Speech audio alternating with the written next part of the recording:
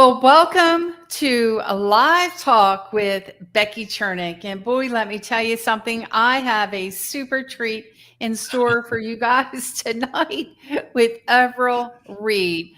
Part two, right? Part two. So Everold is back in the house, and boy, he has some news to share on what's going on with leasing, and he's also the founder of the Reid Method International, and what an impressive background in that he is the top tier one when it comes to sales professional and leadership training in Canada, soon to be in the United States. And I got to tell you, he knows everything that there is to know as far as I'm concerned when it comes to leasing. So this is why we're bringing Everold back on and talking through some of what's happening. But before we get there, for me, I have been talking to some really cool dealers, and boy, these guys are savvy. I am telling you, they have got these buy centers now, right? They are growing, and the buy centers are acquiring these trades. Yep. And they're not even having to step foot in an auction to buy vehicles. So they're on it. And so what does leasing have to do with this whole thing? Everything. Right? And so we're gonna dig deeper and find out what that's all about. Why leasing remains still an incredible critical strategy, especially as inventory cost is at an all-time high. We'll talk a little bit more on these tariffs. Do we have to be concerned?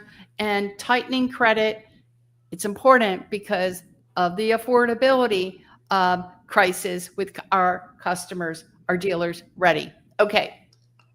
So guys, if you're new to this channel, I'm Becky Chernek and I am the host. I have been in the automotive retail industry for a very long time. I'm getting to the point now. I'm lying. Like maybe 25 years, not 30. I don't, so I founded my consulting company in 2001. And really, I have worked with some of the best in the industry, some of the biggest automotive groups in the industry. And it's been a lot of fun here in the United States. And also, I've had the opportunity of working with some of the best in Canada as well. So, so here's the thing. We are, having that opportunity to work with these dealers has been amazing. So I engage from the time that customer touches down, well, actually on all touch points, from when it comes to the front end operation, from the time the customer touches down on the dealership website, to working with BDC, from sales. But here's where I focus. My focus, and I've told Everold this many a time, is at the desk today, more so than ever, because that's where it all takes place. It is the action. It is the hub of all. It aligns with sales. The desk is aligning as to what goes on in that F&I office. And so that is the ticket, right, of maximizing that performance. And so that's where, also working with F&I folks to finalizing the transaction in the F&I office. And so here's the deal. I went ahead and I've got my link to my website and it's in the post. So please feel free to go ahead and check it out. And if you like what it says, I hope you give me a call. And so we are going live, and we're going live on YouTube. We're going live on Facebook, LinkedIn, and X. And please hit the like button and share. So Everold, here you are. And for our dealers and viewers, if you wouldn't mind, please share your brief background with us to get us started tonight. Well, is there anywhere that we're not right now? We're everywhere. I know you're everywhere. That's for darn sure. I have a hard time keeping up with you. You're on Instagram. You are everywhere. Jeez. And we're also in 2 countries right now. So I'm in just outside of Toronto, and you're in the US. Totally. And anyways, Everold Reid, and nice to be back with you, Becky. It's a treat. You certainly make me laugh and keep me on my toes. So it's always fun to be back with you talking sales and leasing and business success and automotive. And yeah, so I'm founded the Reid Method International after publishing my first book in 2014. That was when I published the first book, The Reid Method, A Blueprint for Achieving Sales Mastery. And I've been in the automotive space since 1989. We won't count how many years that is. So you're lying too. No, I'm just kidding. And that's mainly with Toyota and Lexus primarily.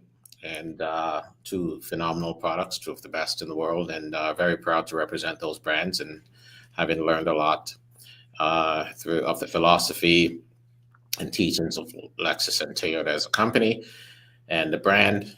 And also, became, I've managed at the most senior levels in the various dealerships, mainly Toyota and Lexus dealerships.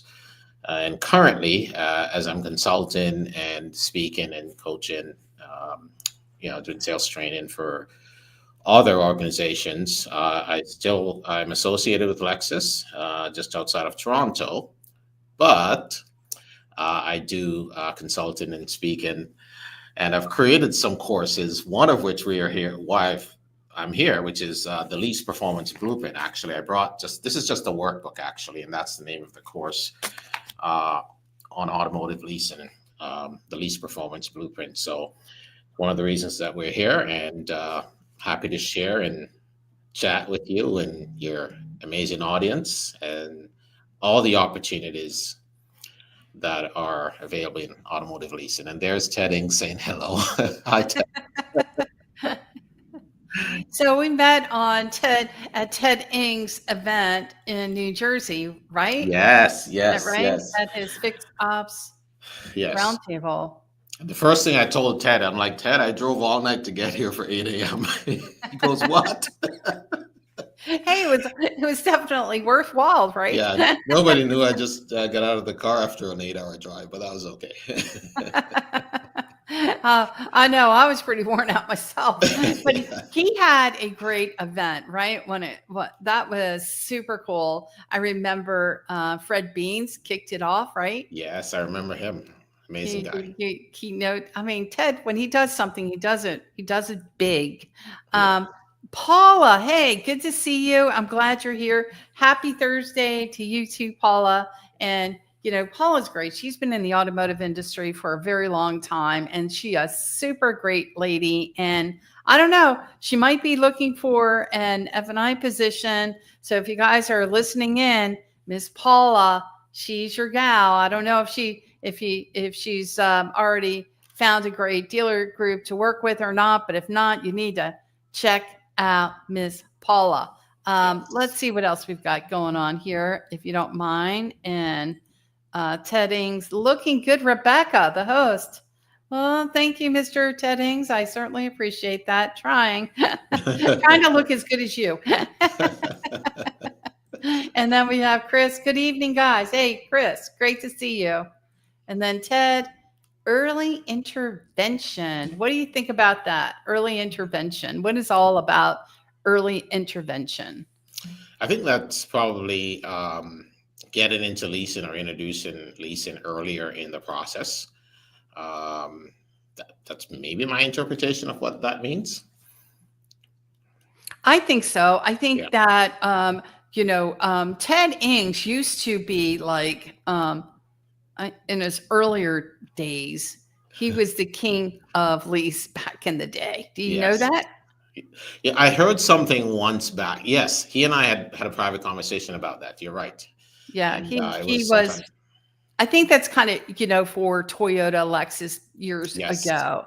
Yes. And that's probably how I heard of Ted Ings back in those days. But he was the kingpin when it comes to leasing. And it is all about, getting in front of the customer different terms that would be available to them when it comes to whether, like what we talked about earlier today, when we talked about, putting those terms in front of the customer, and not and it's not like you have to super blast someone, but giving them different options that would be available to them is really ideal. Going to check out your book, Everold. Thanks for coming on tonight. Sean Hopper.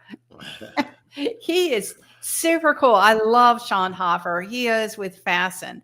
And Yes, I don't know if you had Sean. a chance to check out that live, but that was a terrific live as well. Yes, They are really cool. Yeah, What I they're like coming Sean. up with. Well, thank you, Sean. And then we have Jeff Williams. Okay, let's see what Jeff has to say. Go ahead and read this one. Well, Jeff is saying, oh yeah, leasing should blow up in 2025. Let's go. Huge believer in leasing. Sadly, the majority of the country doesn't understand the benefits well enough. Well, that's where I come in, Jeff, and that's a great point. And it's unfortunate that many dealers, or most dealers, are not aware of the opportunities that are available with the leasing platform or a leasing culture or strategy. So this is certainly what we're here to talk about. And with the fact that most dealerships are not engaged, highly in leasing in the U.S. is what poses the opportunity. So the opportunity is there for 2025 and beyond, especially when times are uncertain, to not just play the short game, but to play the long game. And this doesn't mean you're not making money on the deals now. It doesn't mean you're not selling F&I products now. It just doesn't, okay? It means that you'll be leasing a vehicle today and literally setting up the next one for 2 years from now, which, as you alluded to at the top of the conversation, Becky, where dealers, the buy centers are trying to get vehicles in. Well, I can tell you at our Lexus dealership, 0 vehicles come from the auction. 0. We do not buy from auctions. And the majority of our pre-owned vehicles, our inventory, is from our own leasing or finance portfolio, and plus trade-ins. As we get through some of these, and thank you for your patience, I appreciate it. Love me some Paula. Worked with her. She's a rock star. What a small world. See, Paula, this is the reason why you're on tonight. We're going to get you landed yet. Jeff Williams, go ahead, reach out to Paula. We need to find Paula a great place, good home for her to be. Yes, she's still looking. Okay. So we got to make this thing happen. I've been talking to a few dealers for you, Paula, just putting that out there. She has all the training. She's attended all sorts of training. She is ready to take the seat and make things happen. Right, Miss Paula? I got this down. Miss Katie, love seeing you, Becky. Thanks, Katie. I appreciate you. Always take away so much from your live shows. Well, now here's the thing with Miss Katie. Can I tell you something that's so true? This woman knows her stuff she knows her stuff in the car business anyway, but she is the Mac Daddy when it comes to Clubhouse. I love her in Clubhouse. I can't function in Clubhouse. I'm still trying to learn. I don't know what it is. I'm super awkward, and she knows it. It's like I stumble all over I still have a hard time with that environment. But Miss Katie, thank you so much for being here tonight. I really appreciate it. Then we have Mike. In today's market conditions, do you believe a salesperson should negotiate price, payments, and lease options? This is a good one. It certainly is a good one. And Mike, thanks for the question. It's a great question. And it depends on the salesperson's level of experience. Because fundamentally, our newer reps within my organization, they need the help of the desk. They need the help of their managers to guide them through that process. But more experienced sales reps, as I was actually saying to Becky before we went live, of the couple hundred vehicles I do per year, while still, training and traveling, I get no offers. I might have had one offer all of last year. So if you adopt leasing as a culture and develop this a systematic approach to selling vehicles via the leasing module, you will actually naturally have less and less offers. And the more those sales teams become more instrumental, more versed on leasing scenarios, they are then able to craft solutions that will actually generate no offers, because what you're doing is solving problems as opposed to negotiating. So I could clearly show you just a conversation last night with one of our existing lease clients that I closed. Literally, it was after 9 at night. Reach out to a client, said, here's, new vehicles are out. Interest rates are lower now compared to 2023. Here's a payment. Here are the colors that we have.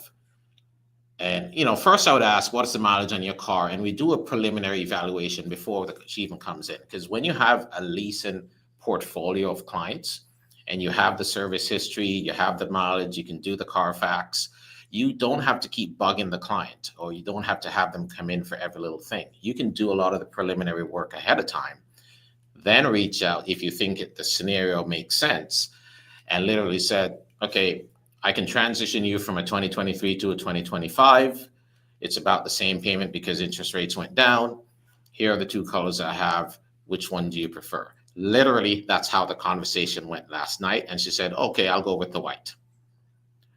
No question about price, nothing about offers. It's a solution. Okay. And with leasing, the reason why there'll be less offers as you build up your portfolio and you increase your renewal percentage rates and your lease penetration rates is your clients become more conditioned to leasing as a way of acquiring a vehicle, and they actually get to like it. They like getting a new car every 2 years. So don't be afraid of this. But you're right, as I think Mike or Larry said earlier, there's not enough known. There's not enough experience. There's not enough known by the sales teams on how to articulate the features, the benefits of leasing to be able to effectively do it. And this is what I can help dealerships with. Okay. All right. I don't know. I'm just talking from my experience. But in today's market conditions, I believe a salesperson should negotiate price, payment, and lease options? And we're doing that. That's happening in dealerships across the country. We use eLeads worksheet. It's happening. Do I think we're doing a good job with it? No, I don't. I think that we're not consistent in the pencil. I don't think that we're doing the adequate training to impact the results. I believe that we have to. That's where I'm coming from. I believe we need to do a much better job when it comes to, if we're going to do this eLead pencil presentation, everyone has to buy into it. Yeah. We've got to get the entire team on the same page. I had a conversation with another individual associate that I have a lot of respect for in the industry. And he's telling me that in this case, he's got to train the team. He's training. We have a sales manager who pencils one way versus another sales manager pencils another way. So he has to train up two different pencils. Yeah. And I'm like, why are we doing that? Why are we training inconsistent pencils? But that's what we have today. That's my 2 cents. Yeah, there should be a consistent philosophy per dealership. It shouldn't be 2-3 different ways of doing business. But it does come down to the level of experience and understanding that, because you can make all these different suggestions and you can pencil different ways and present to a sales rep, and then the information gets lost in translation when it goes to the customer. So it has to be one consistent culture, which is something that's relatively easy to do if the groups or the dealerships and the teams are patient. Well, I think that if we don't, you're going to have, it's like we're talking about, it's being inconsistent. If you're going to have an eLead pencil, hey, I'm not the one. That's their deal. That's what they do. They have an Elite pencil. They have a VIN solution pencil. Every one of these dealers have some sort of presentation every single time, right, wrong, or indifferent. Mhm. It's all over the place. So here's what I say. If you're going to do it and you tell me that it's a great pencil, bring up your salesperson. Let me see them present it. Are they buying into it? That's where the difficulty, and that's where the translation and the breakdown occurs, because you'll talk about one thing at the desk, and by the time you get to the client, it's confusion. Right. So there's a lot of confusion, because if you're not able to if you're not able to explain the pencil, right, and be able to address it and overcome objections, what are we doing? So Jeff Williams says the dealers don't understand it as much as the customers. Usually one person at the store knows how to do it. DMS systems, and he's talking leasing, still show different payments from a CRM to a DMS. And how is this possible in today's world? He's absolutely correct. We're not, this is why we have dealers that shy away from leasing, because again, their systems don't coordinate, don't support it. Yeah. Right. And so we have many of these lease deals that sit on a CIT because we've made endless mistakes. So, well, this is where we can certainly, again, the manufacturer like Lexus, Toyota, Acura, Honda, Mercedes, they have strong programs that support leasing. So I know the dealerships use different systems, and it's about, yes, and there's a comment in here, it's about training. Training is absolutely key, but there's also consistency. There's also philosophy. It has to be one philosophy, one system, and one goal. Well, you're right. It has to, right. It has, exactly. All perfect. Couldn't have said it better. True. Paula, good thing leasing strategy, especially working the portfolio, is just banking sales for the future. Yeah, absolutely. All day long. Yep. How we have to look at it. World Boss Media. I wonder who that is. That's actually Josh. I know. Oh, okay. Oh, yeah. You're being facetious. Of course. You're too funny. He wants that email in there. I'm so sorry. It's not my fault.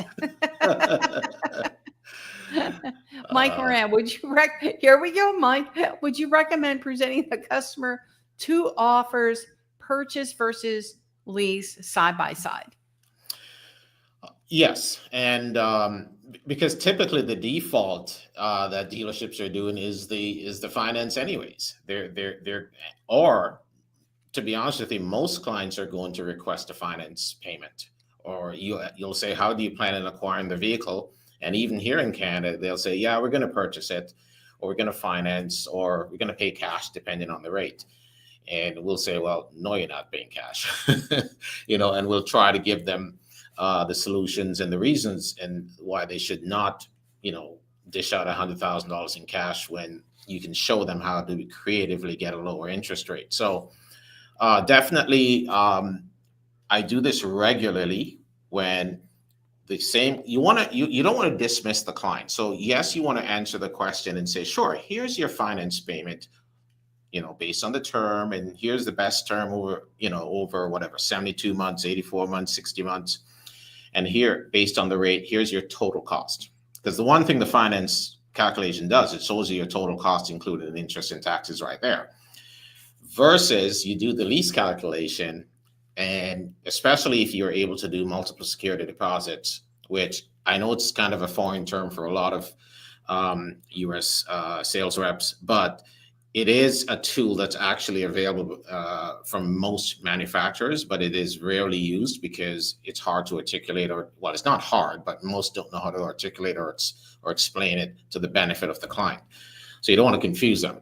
But if you use multiple security deposits to reduce the interest rate a little bit, lot less down payment or no down payment, and you can literally show let's say a 60-month or a 72-month finance versus a 39 or 48-month or 36-month lease, and add the total cost up, including the buyout of the lease, and you would literally see that the lease in the car can be less expensive overall.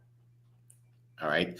So, and that's a fact. It happens all the time. And it depends on what the interest rate is. But if the interest rate to lease is slightly lower, or 1 to 2, 3% lower than financing, you can show that all day and win that argument. Okay. But that's not the only benefit. And it's not just a payment or a total cost thing. The other is the insurance factor. And, I don't see that it's that much different in the US than Canada, where if your vehicle is leased versus dishing out all the money for cash or finance, and there's an accident or the vehicle is written off or they're stolen, leasing typically offers better protection because most established manufacturers will may offer gap insurance. I know here in the top manufacturers like Mercedes, Toyota, Lexus, Acura, Honda, there's gap insurance is standard in their lease. So there are so many different benefits, right? I mean, so growing up in the past 10 years, no, 20 years, 30 years. Who's counting anymore? So what was interesting, so and I know you don't get a lot of that there in Canada, but we used to have customers who had, still do, subprime credit. Yeah. But I will tell you, Ford, they were famous. They were great with this. Becky, get me some security deposits. I could get 3 security deposits, and I was able to put subprime deals together on leases with Ford for the longest time. It was great. Now, I can't say we can do that today, but I do know that there were some advantage points, and there still is. There's Ted Inks. No, I'm just saying he talks about it. He's not here, but he'll talk about, down payment and cap cost reduction and what that can do actually to a payment.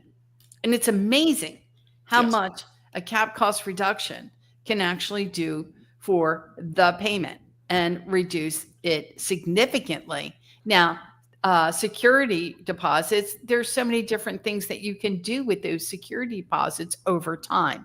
Yes, you can flip that difference.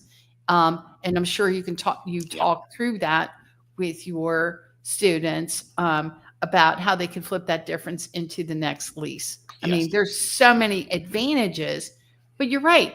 These guys don't know. There's no skill set. Yeah. Now, you probably in your neck of the woods, and I know with Todd Richardson, all day long is training up his team so that they have this conversation with their customers. You don't, just like Jeff Williams said, I know it because I'm in there. I see it. This is why I think coming here to the States, to these dealers and their folks need to have a better understanding how to present a lease and the benefits behind it. They get lost in the minutia. Not only that, they get lost in the mechanics of it. Yes. So, and it's vital, Becky, and all significant, great points and great questions. And I acknowledge everybody that's here. Thank you very much for the questions. But one of the things I do fundamentally when coaching or training is definitely outlining and advancing a better understanding of the benefits for 3 key groups. What is the benefit for the client? What is the benefit for the sales rep, which is very important, and how does it benefit the dealership? And those are very key, and they're also all intertwined, right? Mm-hmm. And so if it's good for the client, your client's going to keep coming back. They're going to keep answering the call. They're going to keep listening to you because now you're not selling anymore, you're guiding. If it's, you're getting more used cars, it's so the way I sell, like today, again, one of my other clients is her 6th lease. there are clients who have leased 14 vehicles in 14 years, literally one every year and a half. There are many that are 8 to 10 within the last 14 years. But Wow. yeah, so it's an every 2 to 3 year phenomenon. But it's about for them, it's about convenience. So these are the things that dealerships, and the language that we would use, because it's not just about payment, or whether it's a lease or finance or whatever you call the term. You have to show convenience, you have to show the value, and you have to show what I call the authenticity. So there's three things you have to deliver: value, okay, authenticity, and value, convenience. Okay, make it convenient for them to upgrade, and make leases convenient, and explain how easy it is to come back and upgrade to a new car at a certain time. The authenticity comes because it's a manufacturer or it's the dealership that they're dealing with directly. And the value is not just in the product or how much car they're getting for a payment or how many, F&I products are included, but the value proposition is in you and the dealership. There's huge value, and not enough of that is sold. And too much focus is on the payment and the profit versus the value, the convenience, and the authenticity. Because if you deliver those three, you will automatically get more. So when I quote a lease, there's automatically the extended service plan. There's automatically tire and rim coverage. There's automatically the lease coverage. And there's automatically, these days we'll do like tinted windows and PPF film and stuff like that. So there's 4 to 5 products we quote in each lease anyways. And these are all authentic products that our clients come to appreciate. That so the next time, they don't want to not have those products when you take the car back in. So the car goes out with those great products. It comes back 2 years later. It's got those products. You go into the F&I office, you get an F&I service, parts, reconditioning again, and you're selling another new car, and the cycle continues. So I'm gonna, again, I'm gonna comment because we're talking 2 different countries, okay? Yes. And in your country, and I'm not saying that we don't disclose, that we don't include some of these products, and maybe we should. And it is disclosed, by the way. You have to they're disclose. itemized and Yeah. disclosed Yeah. to the customer. Or That's otherwise, in our country, we call that payment packing. No, we're not allowed to do that, I can assure you. So I just want to make sure that we know that, hey, we're not doing that. We are disclosing the terms of the sale. Although I will tell you some of these F&I people, but Becky, would you just be quiet? Just leave this man alone. No. And that's why I use the word authenticity, right? Because the product is authentically Lexus or authentically Toyota or authentically Honda or Ford. So there are products that the dealership or the manufacturer will back. And these are products that they will advance on, right? No, they advance on them all day long. Yeah. But when you include them into a lease payment without itemization, then that's when we have a problem here in the States. Yeah. And I'm not saying it's not necessarily getting done. Yeah. I'm just saying that without proper disclosure, we could have a problem here in the States, at least. I can't. Well, we certainly do here too, because there are bodies that and I'm not suggesting that by any means. I am talking full disclosure leases. There's nothing that's hidden. Zero. I think it's important that we just, that it's okay that we offer some of these products, and that should the salesperson, here's something. I'll let you. Let me comment on a couple of these guys are probably already out. How they come in and leave. I think a well-presented lease option can convert a large percentage of buyers. I absolutely agree with that. If you just present the numbers, they will show up. Yeah. People, process, and profits. Thank you, Chris. Absolutely. Training, that's where Chris came in. And I just wanted to say, hey, Andrew Pearson, thank you so much for being on tonight. I certainly appreciate that. Okay, I wanted to get some of this. Oh, yeah. Wait a minute. Oh, we got quite a few. Paula, do you believe in a portfolio manager to drive that relationship and repeat for repeat customers? Do you believe in a? Absolutely, I do. 100%. I think it's critical Yeah. that we have someone managing that book of business. What do you think?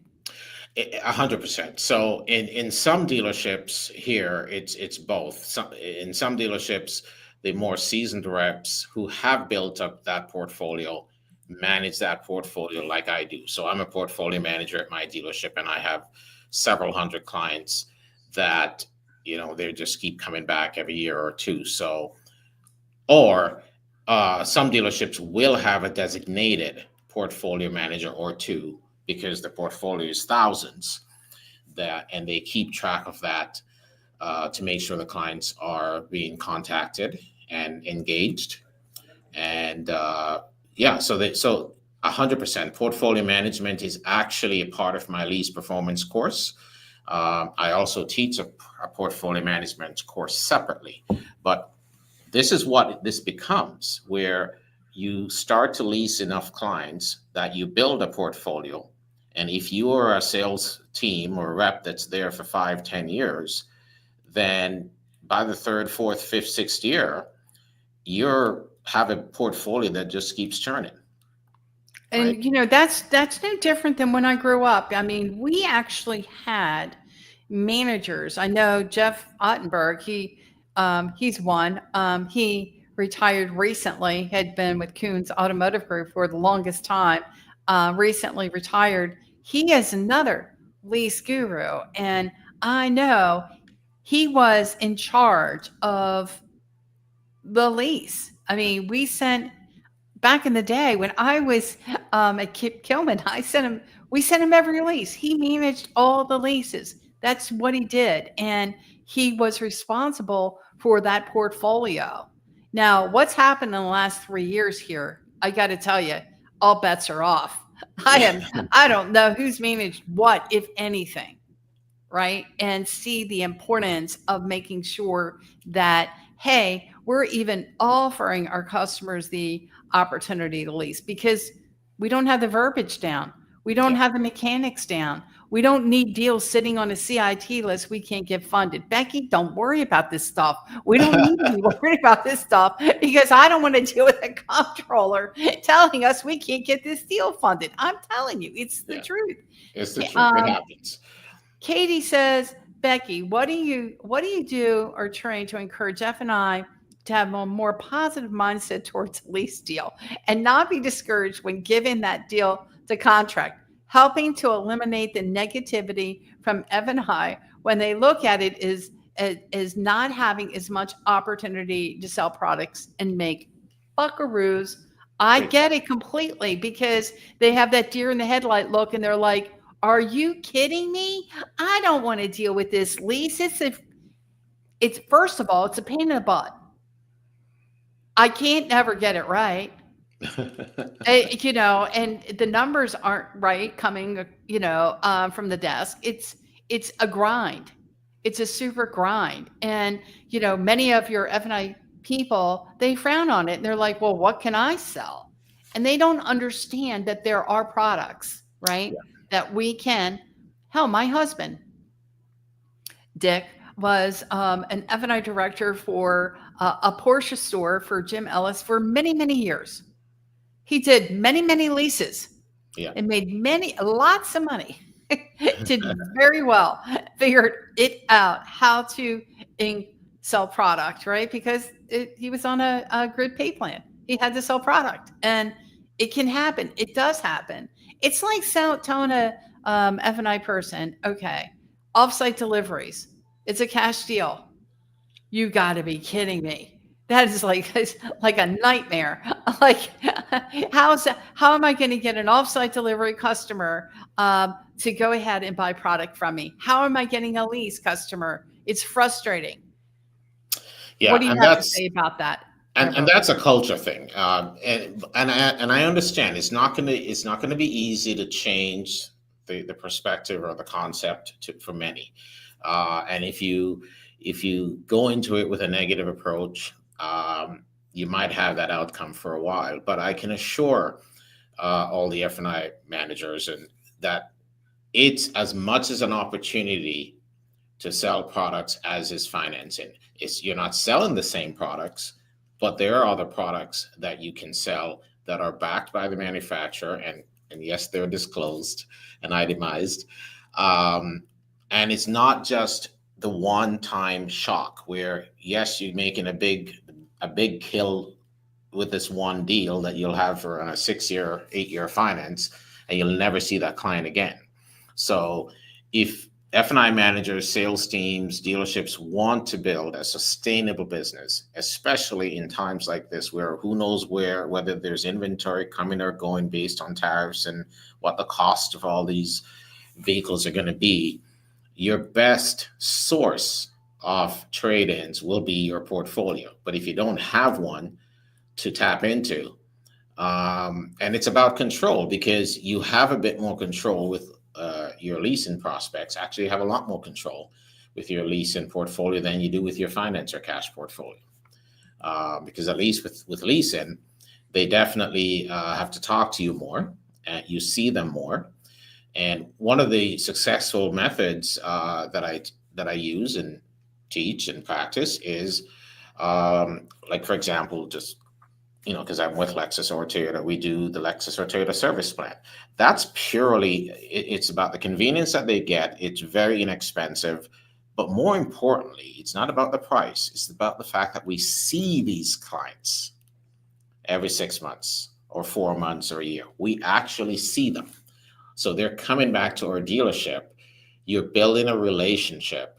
And every time, how many of these clients we sell from the service department? But if they're never coming back to your service department because you loaded them up in the front, they're gone. You have very little control unless they have a warranty issue. But our clients we build relationships, like you said earlier. These are long-lasting. Some become friendships, and then you become the person, that go-to person for them because of the comfort level. So that's what you're building. It's not just how much money am I going to make this week, this month, this paycheck, or on this one car? I can show dealers and sales teams how this can be turn this into their highest income levels, both for dealerships and for the sales reps. So here's the thing. I think the training is monumental. And it's part of the culture. It's who we are. It's what we do. We do it on every deal, every single time. Yeah. It's all about being consistent. It's all about being confident. Now, I do think, and Zach Lieberman is on tonight. Hey, Zach, good to see you. Zach is the kingpin too when it comes to AI. I'm gonna tell you right now what I think is we can use AI for mechanic stuff. We can use AI to make this stuff right. There is absolutely no reason under the sun why we have to be concerned that a deal makes its way to the lender and it not be right. There's too much available to us to make it right. Now, do I think we need to have concept, understanding, training when it comes to presentation, understanding, having that communication with the customer all day long? But half of the battle and the struggle is in the mechanics of it. Yeah. I can talk it, I can't walk it. Maybe the AI can make a difference. And Zach, thank you for saying hello. I don't know if you meant to get that out of me, but there's a lot to be said about that. These are some of the tools and technology that we got to start taking advantage of that can make a big difference. Yes. Why would I have, if I can talk it and then I can walk it and feel, boy, it all starts coming together. Now I feel like me and I can manage this. If I can flip on a dime, if I can show different options of a lease, right? With money down, cap cost reduction. If Yeah. I could do that without having to reinvent the freaking wheel, and let me tell you something, sometimes with some of these DMSs, it just doesn't cooperate as much as we all think it does. It just doesn't. Mhm. And flipping on a dime, it takes forever long in a day. So if we could manage some of this, might make a bigger difference. Mike Moran has a question, I think. Do I have Yeah. that wrong? No, I see. Yes, he agreed. Yes. Okay. Oh, he had a Um, question above. Do interest rates, residual factors did I affect? do that wrong? Okay, there it There. was. Thank you. Go ahead. Um, um, well, I don't think it causes challenges, Mike. I think it presents opportunities because, you know, there are standard mileages on leases. So if you're doing a 4-year lease, maybe in the US, I think a standard mileage might be, I don't know, 16 or 20,000 miles a year. I know in Canada it's 24,000 kilometers a year because it's of the metric system. But if a client is driving 20,000 miles or 25,000 miles average, you can always customize that lease to show that mileage. And that's just going to obviously increase the payment a bit, but it's also going to reduce the residual, right? And there's also another school of thought here is, and depending on the product, if the client says, you know what, I'm going to buy out this car at the end of the lease anyways, right? Then it actually doesn't matter how much mileage they put on the car, right? Because they're going to buy it out and keep it. But all this is customizable. Yes, residual factors can be an issue because depending on the manufacturer, some have super high residuals, which affects a nice lower payment. And some like, the more Japanese Toyota, Lexus, Acura, Honda, they're more conservative residuals.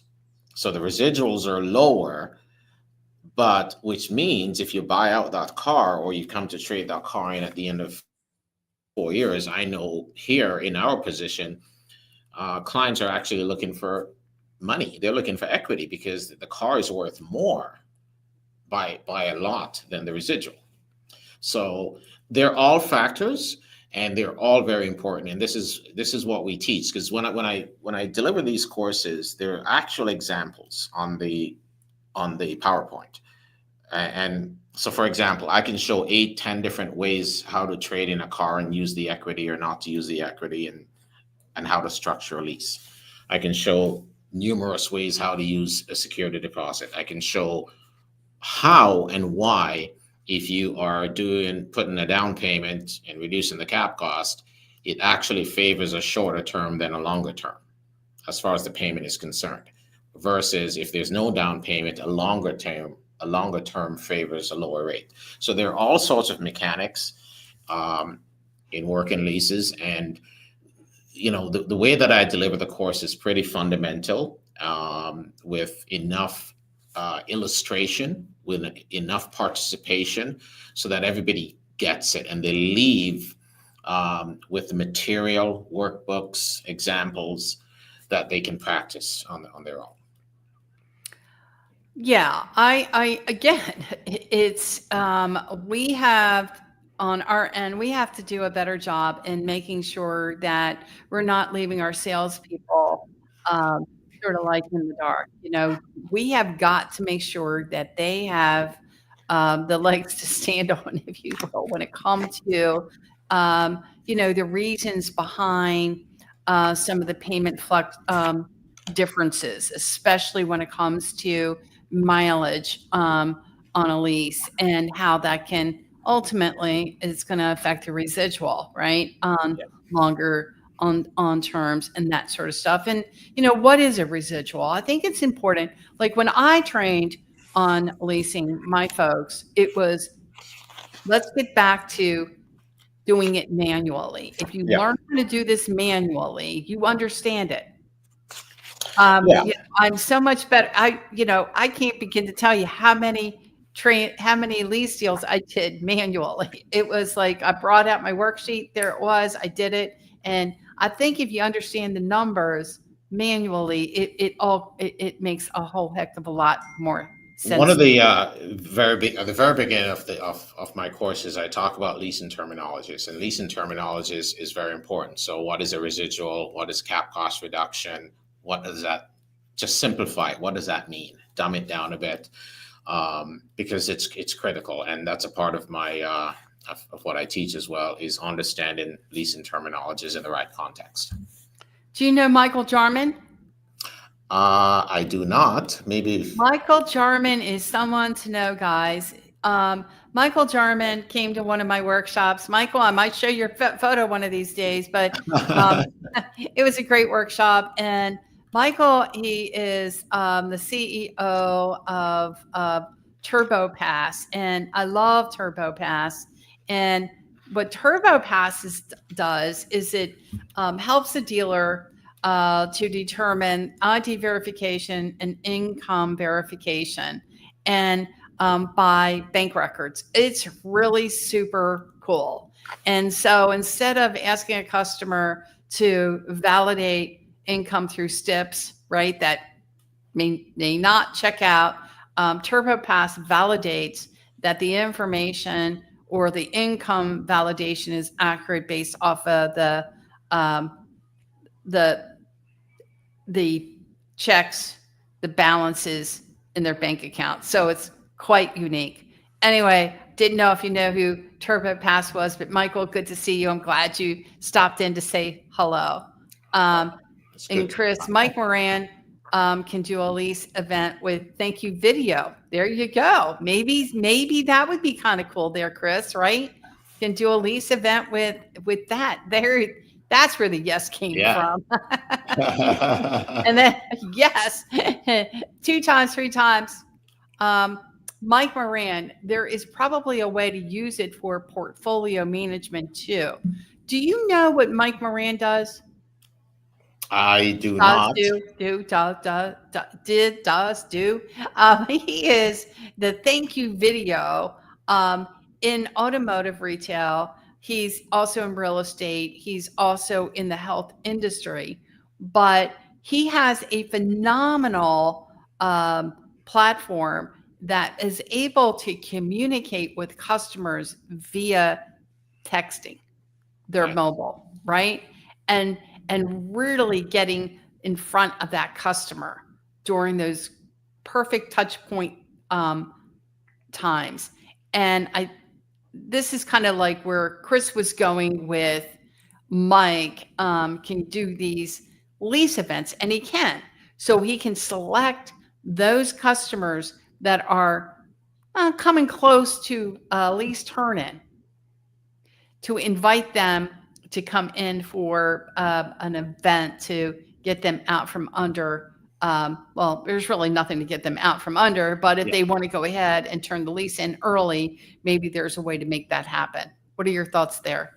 Oh, absolutely. And that's a huge part of the success I've had and what I continue to teach, is the lease renewal opportunities, how to communicate with clients. And that's a fundamental part of the whole course, and the whole understanding and the whole process is the ability to communicate. So whether you're communicating through text, whether you're communicating through email or on a phone call, the ability to communicate the opportunity of upgrading your vehicle is key, because again, it's not a sales pitch, right? Too many sales rep will call and ask the client if they're interested in upgrading their vehicle. Well, I don't ask. I say there may be an opportunity to. And I'll be the one asking the question. So I teach what questions to ask. You want to know the mileage. You want to know if the vehicle has been in any collisions or accidents, things like that. And you start building a file. So this is what I teach, is how to simplify it and how to communicate. The communication is key. So the interpretation is obviously vital in creating the initial lease and creating the initial opportunities. But how do you communicate to your clients? And the text is definitely effective, or email. I use either. And if you're emailing, it's also important because they're also going to be using a device. So your emails or your text have to be to the point. They can't be long, drawn out messaging.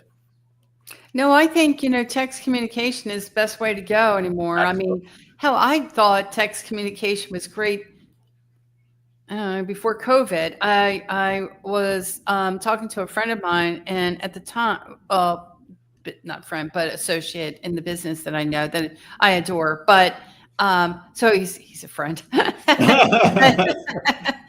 And I was talking about Zip. I can't remember the full name, but it was a zip drive or something where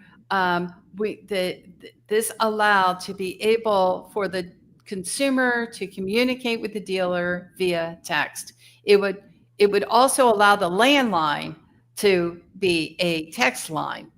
Yes. And it would corral those texts to the correct department. I mean, talk about super cool. I know Drive Time also utilized the same service, but this is how customers want to communicate. I mean, why wouldn't we want to communicate the customer way? Make it short, sweet, and to the point, right?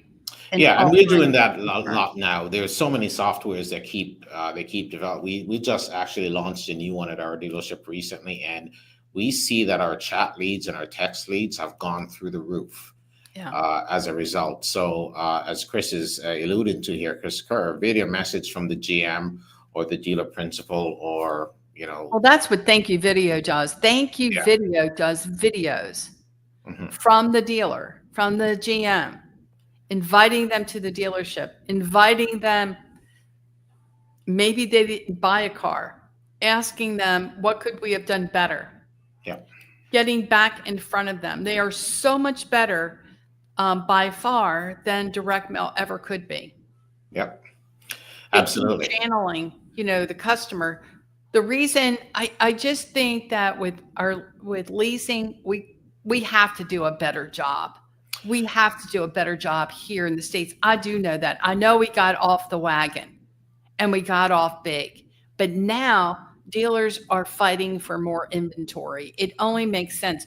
What would you say to a dealer here, the percentage of leasing, if maybe they're an import store, a Toyota store, Lexus store, one of your favorites, Mercedes-Benz. Yes. What would you say their percentage of lease should be? And give us a good number. Don't give me 70% like you have. Okay. Well, if it's not at least a third of your business, you've got work to do. So whether that's 35%, so if you're in the 20, 25% or 15% range right now, you need to take another year, the next year, 2025, to try to get that up to above 30. And once you've accomplished a third or close to a third of your lease penetration, which is what that is, then you can look into 2026 where you can take that from, let's say, 30 to 35 to 40%. And once you have that trajectory, your team will start by year 2. Your team will start to see and reap the benefits, because not everybody will want, even if you do a 4-year lease, a lot of people you'll still be able to upgrade them in half that time. So that's my recommendation for sure. One thing I want to put out there, because I know we're coming to an end, I want to make sure that I put out Eric's website information, and that would be www.thereidmethod.com. You need to reach out to Everold. He is there to answer and address any questions. He comes in store, right? You do an in-dealership training, and then also virtual training as well. We've done some virtual during the COVID time, but I love in dealership or in person. So whether it's an event at a hall, or a venue, or in dealership, if they bring a group of dealers together, or if it's one dealership, that's not a problem. I like Chris's question on what percentage is it at my store. our store right now is always hovering between 60 and 70%. Well, And that's why I didn't want you to talk about your store. No, I'm oh, just kidding. no, Kent. Yeah. I Um, purposely made sure he was, because I'm like, you're scaring folks. That's exactly what you get. yeah. Because here's the thing, it's like, Becky, you're taking all our profit away. Yeah. So like Yeah. we already had this conversation earlier, like We're a hugely profitable dealership. And we just talked about the numbers, the general manager and I well, yesterday. yeah. Well, And I know that they are. It's switching a different mindset over. yes, It's a yes. completely different It's, mindset than it is right. You have dealers that are going scrambling. We're going to yes. go ahead. We're going to make all our money in F&I today. We can't make as much on the front end. So now we got to make it on the back end. Yeah, and no And one is saying that so, you have to switch overnight, right? yeah.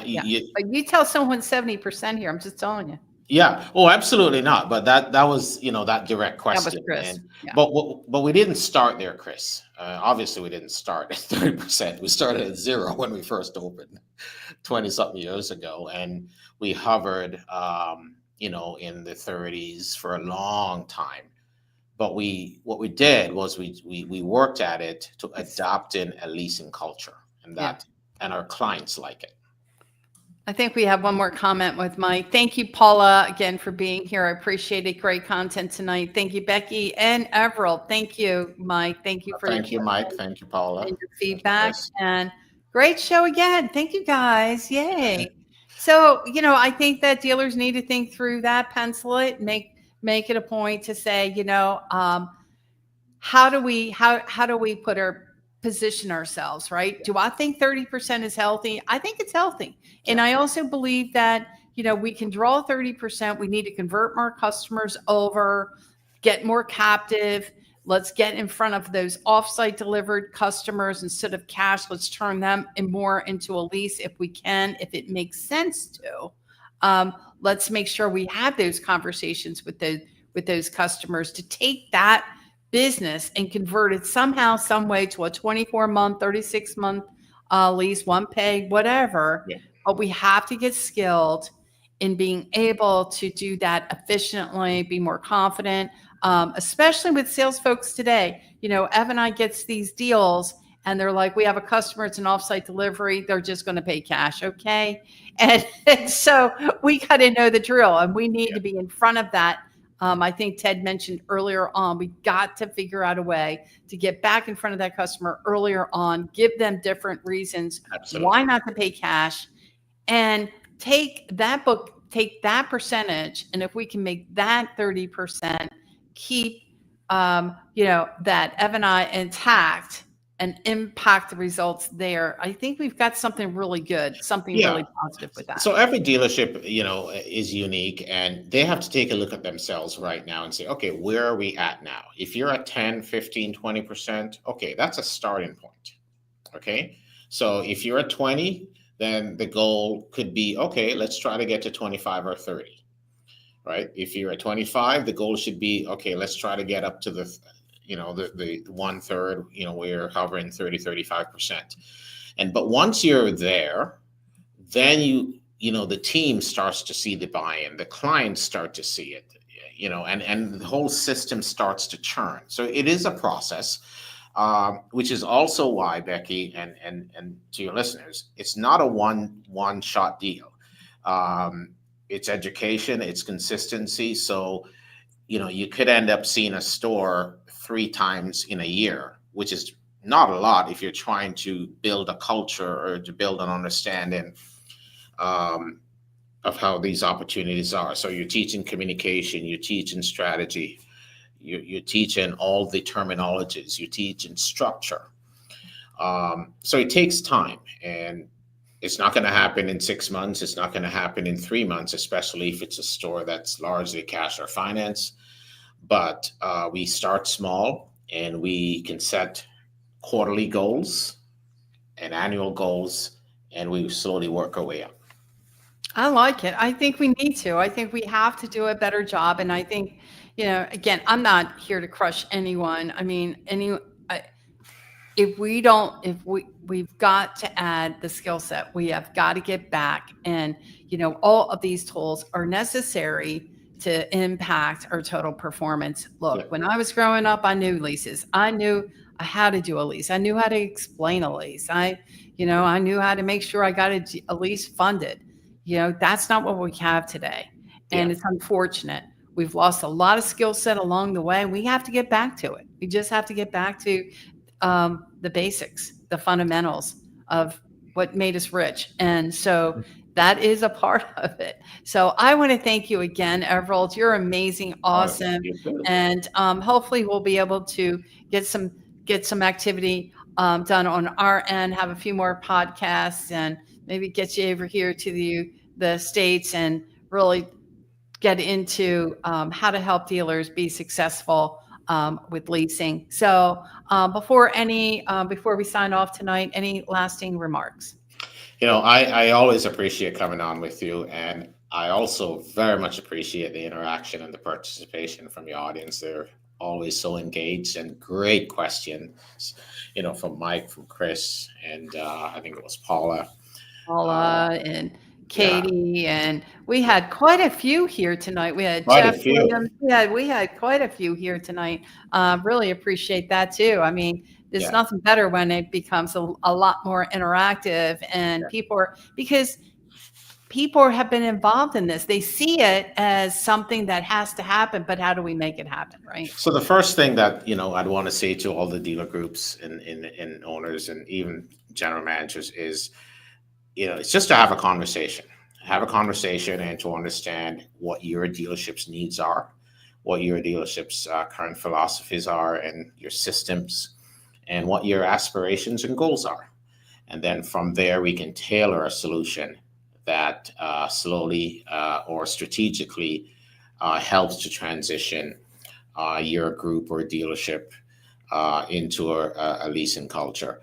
And it's all about profitability throughout your entire dealership and consistency, happier clients, longer term sales teams that actually are building careers, not just having sales jobs, and less turn in your staff, and more consistent customer service and profitability throughout all your departments. I think it's important too, like when we talked about, we're not going to go into all that, but really dealers really need to, or their GMs really need to dive into the numbers. Yeah. So it's like, can it be more profitable, and why is that? So how can it be more profitable? Absolutely.